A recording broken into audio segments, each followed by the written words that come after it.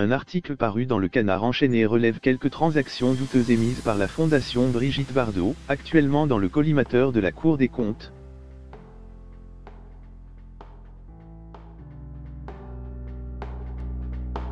Plus de 33 années que sa fondation visant à défendre la cause animale existe.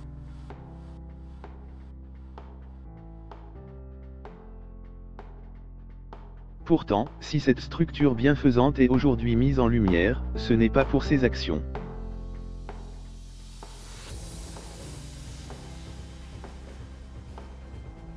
Pointée du doigt par la Cour des comptes, la Fondation Brigitte Bardot aurait bien besoin de faire le ménage dans ses transactions financières et son organisation.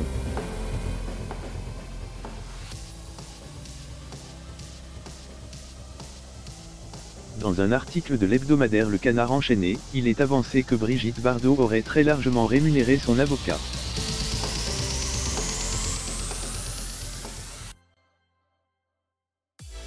Un avocat personnel est dévoué à la fondation, dont le rôle double pourrait porter à conséquence.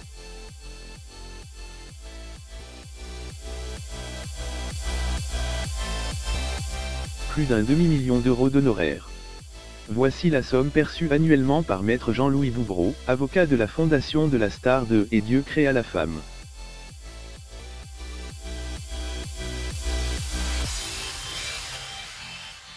Le rapport de la Cour des comptes publié le 20 novembre 2019 mentionne les différents rôles que jouerait ce dernier au sein de la Fondation: secrétaire général, conseiller juridique en charge des legs et de la défense de la cause animale.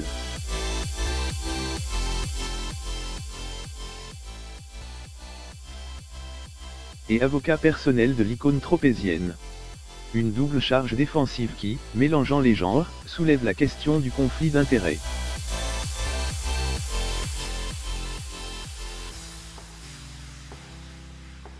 Pointé du doigt à plusieurs reprises, ce problème n'aurait néanmoins pas donné à la star de 85 ans l'envie de le résoudre.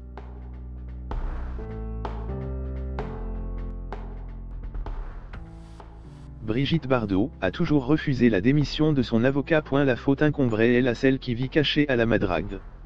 Selon la directrice générale de la Fondation, maître Jean-Louis Boubreau aurait évoqué à de multiples reprises son souhait de démissionner du poste de secrétaire général, ce que notre présidente a toujours refusé.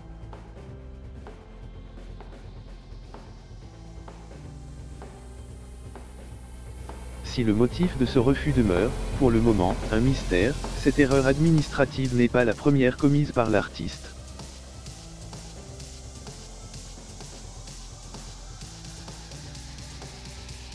Règlement intérieur non adopté, embauche d'une directrice générale depuis 25 ans non officialisée, absence répétée au conseil d'administration, officialisation tardive, 2017, de son rôle de présidente de bureau, etc.